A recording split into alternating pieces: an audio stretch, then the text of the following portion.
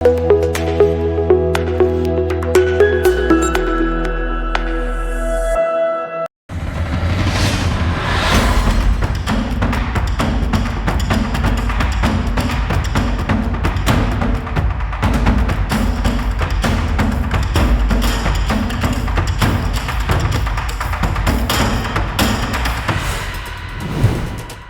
મિત્રો, real voice of ઇન્ડિયામાં આપનું સ્વાગત છે. મિત્રો, કેનેડામાં અસ્થાયી રૂપથી રહેતા હજારો ભારતીયો માટે એક રાહતના સમાચાર સામે આવ્યા છે. લાંબા વિરોધ પ્રદર્શન અને રાજકીય હસ્તક્ષેપ બાદ કેનેડા સરકારે ડિપોર્ટ કરવાની કામગીરી પર હાલ પૂરતી રોક લગાવી છે. ડિપોર્ટ કરવા મતલબ કે તેમને તેમના દેશમાં વતનમાં પરત મોકલવા. મહત્વપૂર્ણ છે કે થોડા વર્ષો પહેલા કેટલાક ભારતીય વિદ્યાર્થીઓ કાયદેસર રીતે સ્ટુડન્ટ વિઝા મેળવીને તેઓ કેનેડા અભ્યાસ માટે ગયા હતા, પરંતુ લેબાબુ એજન્ટની ઠગાઈનો તેઓ ભોગ બન્યા હતા. એજન્ટ દ્વારા નકલી દસ્તાવેજો આપીને ઠગાઈ આચરવામાં આવી હતી અને આમ વિદ્યાર્થીઓનો કોઈ વાંક ગુનો નહોતો, છતાંય તેમને નિષ્કાસિત કરવામાં આવતા આ વિદ્યાર્થીઓ ટોરન્ટો, બ્રેમ્પટન વગેરે શહેરોમાં ધરણા પ્રદર્શન પર ઉતરી આવ્યા હતા અને સરકારની નીતિ સામે વિરોધ પ્રકટ કરતા હતા. ત્યારે ટ્રુડો સરકારે હવે આ મુદ્દે ફેર વિચારણા કરવાનો નિર્ણય લીધો છે. ત્યારે વિદ્યાર્થીઓ અને તેમના વાલીઓને મોટી રાહત મળી છે. એક માહિતી અનુસાર નકલી દસ્તાવેજોને કારણે કેનેડાની વિવિધ કોલેજોમાં પ્રવેશ મેળવનાર અંદાજે 700 જેટલા ભારતીય વિદ્યાર્થીઓને દેશ છોડવા કેનેડાના અધિકારીઓ દ્વારા નોટિસ પાઠવવામાં આવી હતી. સૌપ્રથમ કિસ્સાની વાત કરીએ તો તે 5 જૂનના રોજ લવપ્રીત સિંઘ નામના વિદ્યાર્થીને કેનેડા છોડવા માટે આદેશ કરવામાં આવ્યો હતો. કેનેડિયન અધિકારીઓને ધ્યાનમાં આવ્યું હતું કે 6 વર્ષ પહેલા લવપ્રીત સિંઘને કોલેજનો જે ઓફર લેટર મળ્યો હતો તે નકલી હતો. જો કે એ ઠગાઈ તો તે વિદ્યાર્થીએ નહીં પરંતુ એજન્ટે કરી હતી. આ સમગ્ર ઘટનાનો પર્દાફાશ થયો ત્યારે વધુ સત્ય જાણતા એ સામે આવ્યું કે આવા તો સેંકડો ઇન્ડિયન સ્ટુડન્ટ છે કે જેમની સાથે છેતરપિંડી થઈ છે. આ રીતે નકલી ઓફર લેટર પર આવેલા વિદ્યાર્થીઓના માટે કેનેડા છોડવાની તલવાર લટકતી હતી. આ તમામને એજન્ટે કોલેજોના કે પછી યુનિવર્સિટીના નકલી ઓફર લેટર વિદ્યાર્થીઓને બતાવી વિદ્યાર્થીઓને કોલેજ કે યુનિવર્સિટીમાં ગેરકાયદે પ્રવેશ અપાવ્યો હતો અને આમ ઇમિગ્રેશનમાં એક મોટું કૌભાંડ આચર્યું હતું. વિદ્યાર્થીઓને એ વાતની જાણ પણ નહોતી કે એજન્ટે ખોટા દસ્તાવેજોથી તેમને પ્રવેશ અપાવ્યો છે. હદ ત્યારે થઈ કે જ્યારે કેનેડાના દૂતાવાસે વિઝા ઇસ્યુ કર્યા હોવા છતાં પણ તેમને આ ષડયંત્રની ગંધ નહોતી આવી, જેના વિરોધમાં બ્રેમ્પટનમાં લોકો ધરણા પ્રદર્શન પર ઉતરી આવ્યા હતા. ત્યારે સરકારે ડિપોર્ટની કામગીરી તેજ કરી ત્યારે વિદ્યાર્થીઓની સહન શક્તિની હદ આવી ગઈ હતી, કેમ કે એક વિદ્યાર્થી પાછળ તેમના મા બાપે 30 લાખથી લઈને 50 લાખનો ખર્ચ કર્યો હતો.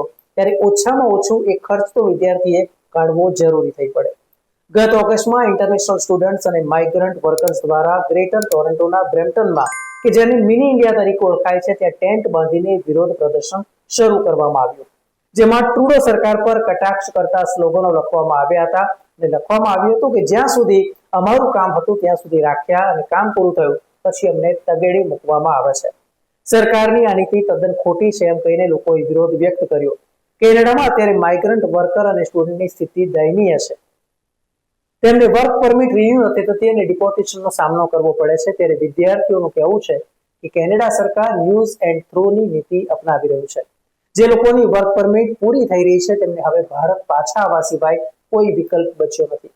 કેટલાક વિદ્યાર્થીઓનું કહેવું છે કે એ સમયે વર્કરની અછત હતી અને અમને 4 વર્ષોમાં પીઆર એટલે કે કાયમી વસવાટ માટે એલિજિબલ થઈ જશું તેવું કહેવામાં આવ્યું હતું. જો કે કાયદા કડક કરવામાં આવતા અનેક લોકોના પીઆર અથવા તો પીઆર માટેના જે સપના હતા તે રોડાઈ ગયા હતા. નિયમો કડક થતા હવે ત્યાં રહેવા માટે એમ્પ્લોયર અને ઇમિગ્રેશન એજન્ટો કોઈને કોઈ રીતે માર્ગ તો શોધી કાઢે, પણ તે માટે હજારો કેનેડિયન ડોલર પણ તેઓ ખંખેરી લેતા હોય છે અને તે સાથે પણ કોઈ ગમતી નોકરી મળશે તેની ગેરંટી નહીં, અથવા તો અંડર ડેવલપ પ્રોવિન્સમાં જવું પડે. ઘણીવાર એમ્પ્લોયર મજબૂરીનો એ હદે ફાયદો ઉઠાવે કે મિનિમમ વેજ હોય તેના કરતા પણ ઓછી રકમ ચૂકવવામાં આવે અને આમ શોષણ કરવામાં આવે. હવે આ પ્રમાણે ઓછા વેતનમાં તેઓ પોતાના ઘરના ખર્ચા કઈ રીતે કાઢે, ભાડા કઈ રીતે ભરે અને સ્કૂલની કોલેજની ફી કઈ રીતે ભરે. અત્યારે તેમની પાસે બીજો કોઈ વિકલ્પ જ નથી. માર્કેટમાં મંદી ખૂબ જ છે ને તેને કારણે તેમને બીજે નોકરી મળવી પણ મુશ્કેલ છે. એમ્પ્લોયર બસ આ જ ગરજનો લાભ લેતા હોય છે અને તેમાં પણ જો કોઈ ઇન્ડિયન કે પછી ગુજરાતી હોય તો તે સૌથી વધુ શોષણ કરે એવા પણ અનેક કિસ્સાઓ સામે આવ્યા છે. એક માહિતી અનુસાર મહેસાણાના એવા અનેક લોકો છે કે જેઓ તેમના જ સંબંધીને કેનેડા બોલાવે, ઓછા વેતનમાં કામ આપે અને રીતસરની ગુલામી કરાવે.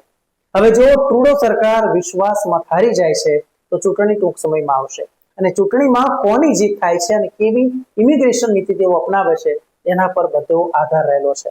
એક બાજુ હાઉસિંગની અછત છે, ક્લાઇમેટ ચેન્જ જેવા ઇસ્યુ છે, જોબ ક્રાઇસિસ છે અને આ બધાની વચ્ચે સરકાર હવે કડક થઈ રહી છે.